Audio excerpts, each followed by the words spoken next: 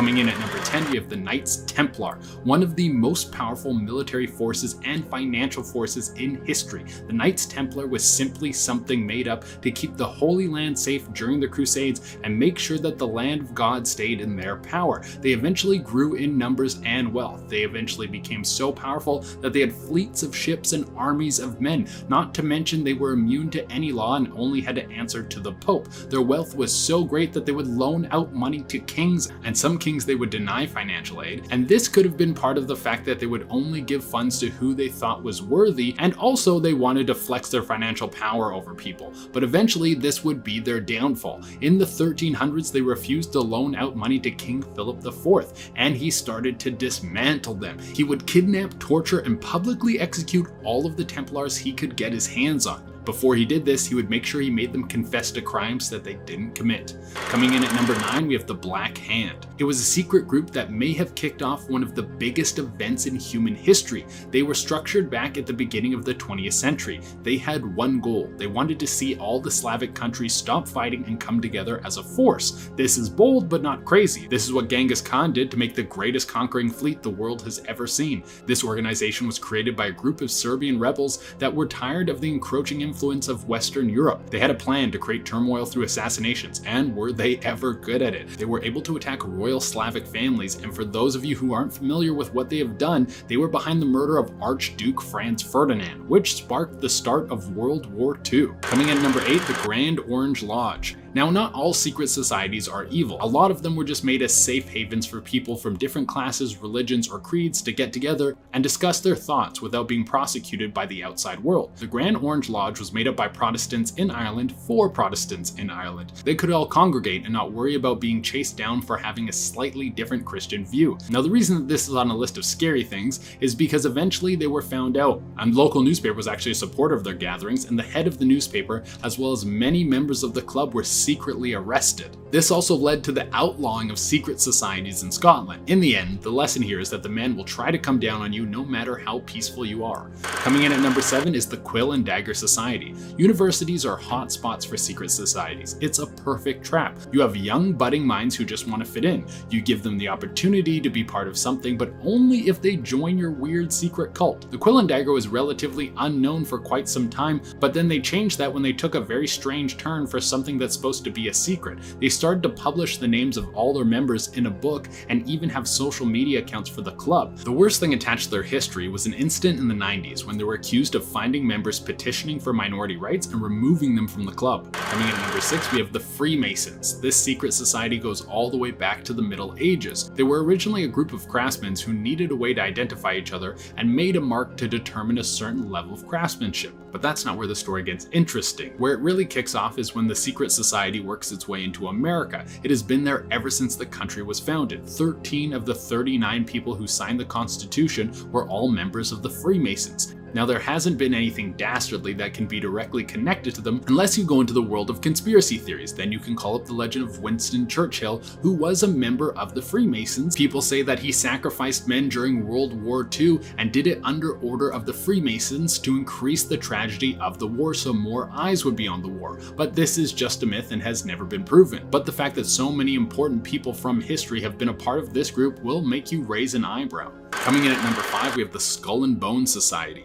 Rooted in American history and connected to Yale, one of the great Ivy League schools in the United States, this society has a dark history that has worked its way into the highest levels of government. Both George Bush Sr. and George Bush Jr. were members of the Skull and Bones Society. So I think it's safe to say that this club is very powerful. Some people think only the best, brightest, and richest people who attend this Ivy League school are able to walk through the doors of this secret cult. Some of the darker things that have been directly linked to the group of men who have allegiance to this place are the creation of the atom bomb and the assassination of JFK. Knowing that they've pushed several of their members into presidential power, I wouldn't be surprised if they had the power to also kill a president. Coming in at number 4 is the Hashashin. Let's go back through time to what was basically a super cool league of assassins. The Hashashin was a group of skilled Islamic mercenaries who would carry out hits on high-level targets. And we are not messing around when I say high level. This was back in the 11th century, so they were taking out about kings, queens, generals of armies, and religious figureheads. They were able to operate in the shadows, and by doing so, they could sneak into a place, take out a target without causing a massive war. After the person was dead, however, it might have stirred up something a little violent. Unfortunately, a lot of the information on this ancient society was lost because one of the great libraries containing knowledge on their work was burned to the ground. They used to do that a lot back then. So most of the information is lost forever. Coming in at number 3, we have the Illuminati.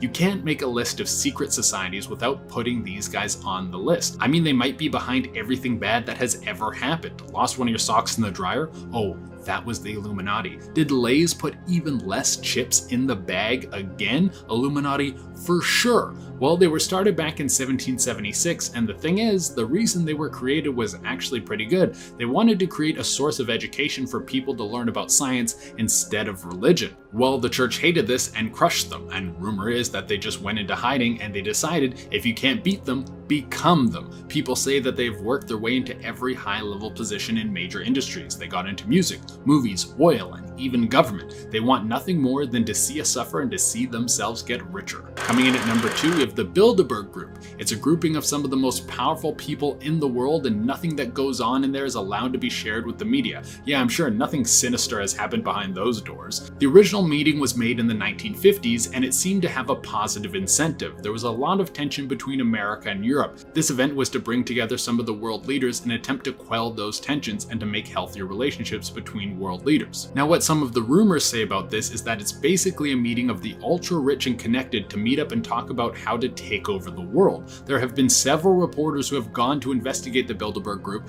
and have either gone missing or died mysteriously. There's connections with the groups and assassinations of world leaders and the creation of the European Union. I mean, in the end, I don't think any of us trust the super rich, but if they weren't doing anything sinister behind those closed doors, then why can't we find out what they are talking about? If they meet to discuss things that affect the whole world and they are indeed world leaders, then shouldn't we be allowed to know what's going on in there? Seems kind of important. And coming in at the number 1 spot, we have Anonymous. This would be the definition of a new age secret society. The thing is, none of us know if Anonymous is real or who they are, but let's say they are real. I mean, they have done some very real things like releasing confidential files and hacking into police databases. Here's what we do know about Anonymous. They seem to be on the side of the people and are anti-establishment. Every time they hack into something, it's to help the common person against the massive machine that puts its boots on the necks of those below it. They seem to be a group of high-level hackers that have found a way to collect and release very sensitive information. They also love the V for Vendetta mask. I think it can be frightening because it seems that they have the power to access any sort of digital information. But as long as you're not a horrible person hiding secrets on some hard drive, then you should have nothing to worry about. Number 10, the Abani family. Someone mentioned this family in the comments last time, so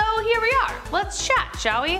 With a net worth of 44.8 billion, they are listed as one of Asia's most rich families. Dhirubhai Abani is the man behind the legacy. As a teen, he demonstrated strong skills in retailing and selling oil. In order to support his family, he began exporting, importing spices and fabric, which later became Reliance Commercial Corporation, the now billion-dollar company. Like, what? He had 2 sons named Mukesh and Anil who took over the company, but due to a falling out, the empire has since been divided. His son Mukesh Ambani now owns the company, however, and it hasn't suffered for it, and in 2017 the company soared due to better refining margins. Reliance also sparked an oil and gas price war in India's hyper-competitive telecom market. I believe I said something about having a hand in oil means you've got a hand on the world. That remains to be true. Number 9, the Bush family. The Bush family is an American dynasty, as you can probably already guess from the name. The family is best known for their involvement with politics. The Bushes have various national and state offices spanning across 5 generations. There was US Senator Prescott Bush, Jeb Bush, as well as of course George W. Bush. That's not what he sounds like, but anyways, you get my point. Other family members are involved in sports, hitting touchdowns in the NFL, politics, sports, America. So it's pretty clear that they have their hands deeply rooted in the soil of the USA, the one of, if not the most powerful country in the world. Through 5 wealthy and powerful generations, the wealth of the Bush family has expanded across investment bankers, magazine publishing, remember what I said about media in the last video, the Supreme Court, justice, the railroad, on top of everything else previously mentioned. Yeah, so Is it a secret that they kind of rule the world? Not really, because when you've got your fingers in so many pies, you might as well just be the whole bake sale. Number 8, the Bentoncourts. The estimated net worth of the Bentoncourts is over 91.7 billion. Why? Well, L'Oreal. Eugene Schuler founded the revolutionary cosmetics company all the way back in 1907. If you have to ask why they secretly rule the world, then you do not know the importance of having a good hair day. It could change the whole thing. Hair is everything. Lillian Bentoncourt was a surviving heiress and owner of the company before she died at the age of 94 in 2017. She was the richest woman in the world at the time. Francoise Bentoncourt Myers is the granddaughter of the founder who continues a rich legacy. She profits from the 33% stock in the company and now serves as the heiress to the fortune. In between revolutionizing the hair game, the family continues to support French progress in the sciences and the arts. They also donated $226 million to help repair the Notre Dame after the massive fire, if you recall. So, yeah, they have a lot of money. People love their hair. What a world. Number 7, the Buffetts. When you think of the stock image of an incredibly rich man, Warren Buffett is probably not far off. But honestly, I hope this guy in part rules the world because he seems to actually be doing some good. Known as the Oracle of Omaha, Buffett is one of the most successful investors of all time. He currently runs Berkshire Hathaway, which owns over 60 companies, including Geico, Duracell, Dairy Queen, batteries, ice cream, insurance, what more could you want? His current net worth is $100.8 billion. Considering he bought his first stock at 11 and filed taxes at age 13, pretty good. Pretty good, Buffett. But despite his massive wealth, he actually isn't a big fan of dynastic living. He believes his money would be best given to the world rather than his kids. What? That's nuts. That's not to say his kids aren't already well off, but Buffett has promised to donate 99% of his wealth. So far, he has given over $45 billion away to his sons and the Bill Gates Foundation, which I'm kinda like, does that count? Maybe. But Bill Gates and Buffett launched the Giving Pledge, asking billionaires to commit to donating at least half of their wealth to charitable causes. So if he does have a hand in the world, I hope this isn't lies. Probably is. But you know, good guy Buffett. Good guy Buffett. Number 6, the Albrecht family. Historically secretive, the Albrecht family is known for their ownership of Aldi and Trader Joe's. As for their personal lives today, there isn't a lot known, though their humble beginnings are quite touching in a way. After World War II, Theo and Karl Albrecht found their mother's old corner store still standing in Germany. So they not only brought it back to life, they gave it an entirely new one. They transformed it into the massive Aldi international grocery chain, earning a net worth of over $53.5 billion. In 2013, Aldi made over $13 billion in the US alone. In 1979, the family trust purchased Trader Joe's, which added immensely to their capital. After all, who else can eat their weight in organic almond butter? Though a fair amount is known about their business life, the Albrechts keep their family life hidden away. They don't speak to the press or attend store openings. They almost sound like the Willy Wonka of grocery store chains. They don't own any vacation homes, private jets, yachts, and only keep a couple €1,000 in their bank account. So what are they doing with the rest of their money? We don't know. They elect to live secluded either to hide themselves or to hide something darker. Or it could just be that they just don't want to deal with the paparazzi. I wouldn't want to either, personally. Number 5, Larry Page and Sergey Brin. Okay, technically not a family. I get it. But they might as well be. They're bros. Because why? Google. I debated just saying that one word and just leaving it there because, well, Google. You know? Don't know who they are? Google it. Who doesn't use Google at least a dozen times a day? I literally couldn't do this job without Google. So no, they aren't old money, they're not a family, but they have families. But they were two guys who started a legacy that changed the world forever. Page, valued at $91.5 billion, and Brin, valued at $89.5 billion, started Google in 1998 and have since kept a pretty low profile. The two met at Stanford University while studying for their PhDs in computer science. They wanted to find a way to organize the world's information and make it universally accessible, and that they did, but maybe too well. Google was recently under fire in Australia as criticisms called out Google for playing a role in weakening the media. As someone who uses this stuff every every day to do this stuff, I gotta say they are kind of right. More often than not, the fastest, not the truest information is available first and foremost. I mean, consider how many videos we pump out a day. It's crazy. But if you do want to know more about how these two have a hand in the world, well, I don't know. Google it. Number four, the Koch family. A couple of you commented as to why the Koch family wasn't on here. Well, that's because I was saving them for part 2. Maybe. Fred C. Koch started America's largest private company when he co-founded the Wood River Oil and Refining Company in 1940, which would later become Koch Industries. Then it was just a bunch of nepotism after that, though there was a power struggle between the brothers Frederick and Bill. Their stakes were bought for over $800 million in 1983. Fred Koch's son, Charles, still remains the head of the industries today. There is, of course, controversy over how the business began, specifically to do with the Soviet and German powers at the time. That's right. The Koch family business is entrenched in what was the Third Reich. They built a refinery to fuel German warplanes during World War II. Even worse, Charles Koch, Fred's son, financed publications of Holocaust denial literature during the 1960s and 80s. I wonder why he would want to do that. Fred Koch also did dealings with Stalin, although after his experience with that guy, he was totally anti-communist.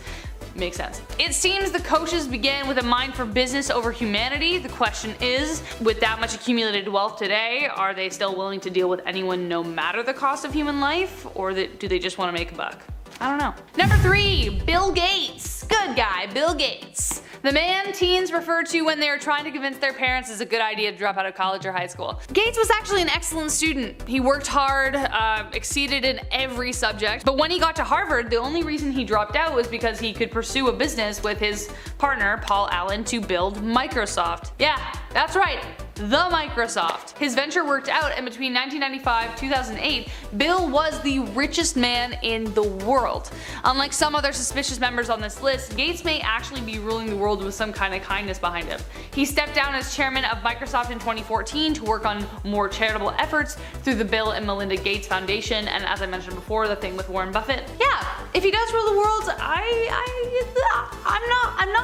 not cool about it, but I'm optimistic. Number 2, Elon Musk. Okay, of course Elon Musk is gonna be on this list, especially since you know he's a dad now, so technically that's a family. And he's also got like 6 kids from another marriage, a whole bunch of stuff. So it's a family now. It's a family. While Musk himself is one of the wealthiest people in the world, I think he's the 2nd on the Forbes list, his family didn't start that way. In fact, his mother at one point had to work 5 jobs just to support him. Even though Mae Musk is now known as the oldest woman to star in the CoverGirl campaign, she was actually struggling for a long time. When Elon was just 10, he taught himself how to code, and from there grew into the founder of Zip2, PayPal, SpaceX, and is now the CEO of Tesla today. Since March 2020, his fortune jumped by 514%. I wish my bank account would jump that high. Oh my god, do you know how much that is? That's $126.4 billion. When humanity begins to live in space, you can almost guarantee that Elon Musk is going to have some part of his name on that ship. His company, SpaceX, has already made massive steps towards space travel, including his BFR, translation, Big Falcon rocket. It is supposed to be a 31-engine rocket capable of carrying 100 people to space, a part of his goal to get humanity to Mars. Not only is he absolutely loaded, but Musk's legacy may very well have a hand in the survival of the human race beyond the planet Earth, so never mind ruling the world, this man could rule the stars. Coming in at number 1, Jeffrey Bezos. Jeffrey Bezos. Jeffrey Bezos. The Bezos family is easily becoming, if it hasn't already, a new legacy, with Jeffrey Bezos at the helm. Though he was married prior to 2019, even his ex-wife Mackenzie Scott has a net worth of over $57 billion from her stakes in the Amazon company, which I think is just like 4%. Bezos has 16% stake in his entire company, and he's the richest man in the world.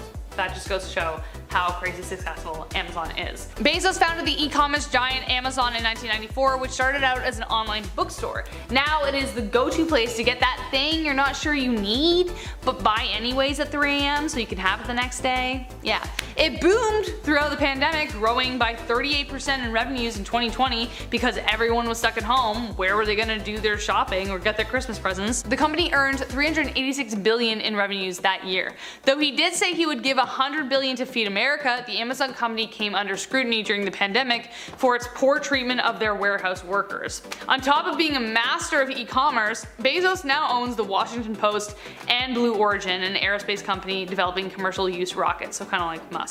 As we know from the previous video, you control a part of the media, you control a part of the world. So honestly, considering how popular Amazon is, he's got us hook, line, and sinker. Number 10. The Mars family. I want candy. You want candy. We all want candy. The Mars family owns Mars Inc., which is, and you guessed it, the Mars bar company. They are one of the world's largest candy and pet food companies, right? Like what? Like, how do those go together? You know? Kinda weird. The family themselves come from humble beginnings. Frank Mars started Mars Inc. way back in 1911 when he started selling candy from his kitchen in Tacoma, Washington. The malt flavored nougat we all know and love wasn't actually made until 1929, when they came up with the Milky Way. How exactly they made the transition from candy to pet food is like beyond me, but that aspect of the biz expanded in 2017. They acquired the animal hospital company VCA, making a $9 billion investment. Overall, the company is worth, get ready, $40 billion in sales. What? So they're rich and they own candy? Well, okay, they're really rich and they own candy. For one, they can influence anyone. And consider the fact that sugar is considered an addictive substance. And then also, Willy Wonka, right? Fiction or non-fiction, candy is a big deal. Imagine a world without it. Number 9. The Morgans. The Morgans sound like the family that lives next door who outdo everyone when it comes to like holiday decorations. But I'm talking about the JP Morgans, who could probably do that and control the world at the same time. The Morgan family is one of the most influential American families. Their dynasty is tied to banking, and you have probably heard the name JP Morgan over like 100 times in passing. At the turn of the century, Morgan was the most influential businessman in America. He was so admired and respected that on the day of his funeral, the stock exchange remained closed until 12 p.m. To give you an idea about how much financial success he attained, he bailed out the US Treasury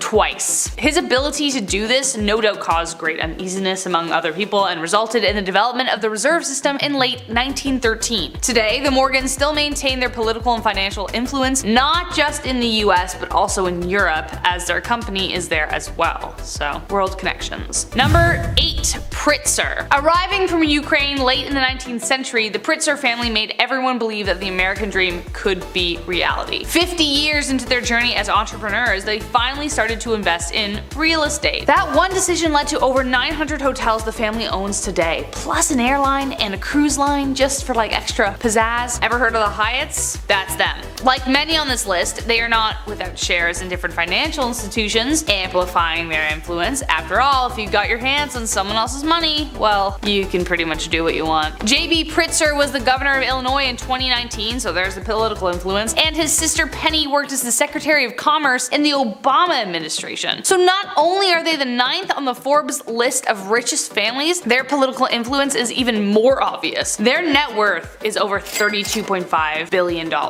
which they use to back the presidential campaigns of Obama and Hillary Clinton. An astounding amount of wealth, which of course has been met with competition and strife. Liesl Pritzker Simmons, once a child actress known for Little Princess, didn't know this, now a prominent impact investor, actually sued her own father along with her entire family in 2002. Her father and cousins looted her and her brother's trust funds, so she filed a $6 billion lawsuit, settling with $500 million plus $280 million in cash, plus more control over her trust valued at $170 million. So not quite the $6 billion she wanted, but still, no complaints, I would hope.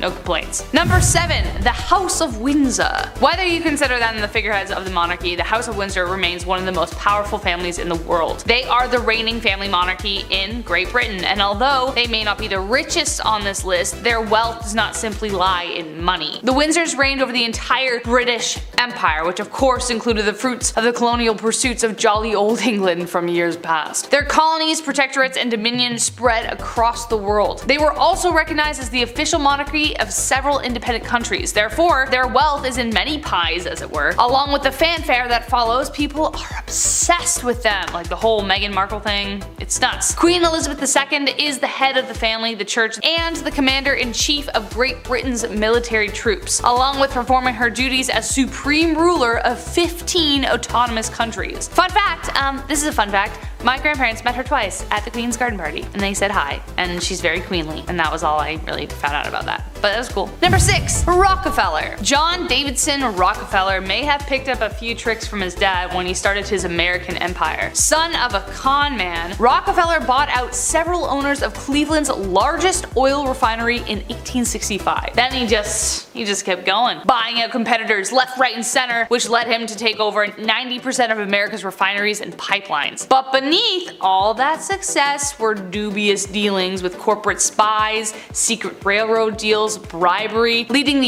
US attorney to sue Standard Oil after this came to light. However, the trial only resulted in the company breaking off into 34 sub-companies and allowed Rockefeller to maintain ownership. By the time John D. died, his assets equaled out to 1.5% of America's total economic output. That's more than anybody has ever made today. Today, the 200 descendants of the Rockefeller family have a net worth of over $11 billion, which is significantly less than what they had before. Though their considerable wealth is not what it once was, their name still carries immense weight to this day. John's grandson David Rockefeller is the man who stirred up rumors of conspiracy in the 1950s due to his highly secretive meetings. His enigmatic behavior added to fuel to the fire towards the suspicion that the Rockefeller family seeks to gain or maintain control of the world. Number 5. The House of Sod. I feel like if you even have your baby toe dipped in oil somewhere in the world, in a metaphorical sense of course, you can control the world. It's the most important thing, we use it all the time. The House of Zod is the royal family of Saudi Arabia. They, like many powerful families on this list, have old money, especially since they are descendants of the founder of the first Saudi state. The king of Saudi Arabia reigns with absolute power, meaning he could make anything he want happen at the snap of his fingers. They could start a war if they wanted to, and that they have. They consider the country to be an asset, especially since they reign on precious crude oil reserves, about 20% of the world's global resources. The entire House of Sod has 15,000 members, so to be clear, we are specifically talking about the 2,000 members of the inner circle. The actual family under the king of Saudi Arabia can get any job they want so long as it's in the country. Number 4. The Bush family. Yup, we mean that one. Of course, you would expect the families on this list to have political connections, otherwise how else would you rule the world? Their family has made it into the political offices for over 70 years, with good old G.W. Bush being the 43rd president. But of course, we must discuss a pretty seedy scandal. Documents finally declassified in 2003 revealed that Prescott Sheldon Bush had dealings with the German army during World War II. The Guardian reported in 2004 that Prescott worked for and profited from companies closely involved with the German businesses that financed the man who rhymes with Hitler's rise to power, meaning he could have been prosecuted for providing air and comfort to the enemy that killed millions of innocents. Additionally, this is crazy. Additionally, he continued his support after it was revealed what the Yahtzees were doing, and you know what I mean by Yahtzees, I just can't say it because YouTube, censorship. Ugh, I hate it. But anyways, the documents even imply that the US knew where the camps were and could have disabled them long before they were finally discovered. Number 3. Rothschild. The conspiracies surrounding this family appear to me never ending, and some of them may be right. After all, the possibilities are endless when you carry that much influence in your wallet. The Rothschilds are one of the most wealthy families in the world, and their legacy goes all the way back to the 17th century. That is the oldest money I think we have on this list. Mayor Amschel Rothschild established a banking business back then and became the personal banker for the German royal families. His 5 sons then took the business and expanded it into London, Paris, Frankfurt, Vienna, and Naples. British and French war efforts have relied on their funding, including the Napoleonic Wars in 1803 to 1815. This family literally had a hand in the success of war. If that's not power, then I don't know what is. Though their business remains in control of banking, they also have hands in real estate, oil, and construction, so basically everything around us. Number 2. The Murdochs. No, I'm not talking about the Canadian classic everybody watches on a Sunday that's been running forever, Murdoch Mysteries. How are ya? But same name. To say the media plays a huge role in every part of our lives is an understatement, even to say that. It's at the rate we consume media on our phones, on the subway, on the street, TV, computer, on headphones, you'd have to head to the Alaskan Triangle just to get away from it. Which is why the Murdochs are so damn powerful. The Murdochs control several broadcasting networks, their reach stretching across 3 continents. So needless to say, their influence has very little borders. Their imperialism began in Australia by a political reporter for the Melbourne papers, Keith Murdoch. Keith climbed his way up to editor, and after he figured out how to double the sales, he became CEO. His son Robert followed in his footsteps as a reporter, and together they formed the News Corporation, which held the power of Australia's media in the palm of their hands. But the corporation now owns 20th Century Fox, Fox News, MySpace, and Dow Jones, plus I think a few more. However, there is no fame without scandal. In 2011, the News Corp was prosecuted for illegal phone tapping of celebrities, the royal family, and even bribed police and special units. People thought that maybe, I don't know, like maybe this should topple the entire empire, but it didn't. It remains standing, and who knows what's happening behind the scenes. And last but not least, number 1, the Waltons. And hitting in at number 1 on the Forbes list of America's richest families, we have the Waltons. Their net worth being $247 billion. Fun fact, if you were to start counting to a billion today, it would take you 30 years to complete. So imagine counting to $247 billion. Somebody do the math for me down below in the comments. Guess what they own? Walmart, which is the world's largest retailer by sales. However, they also own Arvis Banks, right? Which operates 16 banks in Arkansas, Oklahoma, Missouri, and Kansas. An unfathomable amount of wealth that this family hoards, and it looks like they want to keep it that way. The Waltons have played a lead role in eliminating the federal estate tax, which would essentially help billionaires evade estate tax entirely, right? Their influence also carries over easily into politics, considering the average election campaign costs $10 million. The Waltons could easily make that in under a day on their business earnings alone. According to Bloomberg, they can make around $100 million a day. Who do you think gets to dictate the terms when your candidate needs money? On top of that though, they also donate a lot of money towards education and environmental initiatives, and of course have their grand share of vintage cars, art, and properties. Apparently it still sucks to work at Walmart though, so.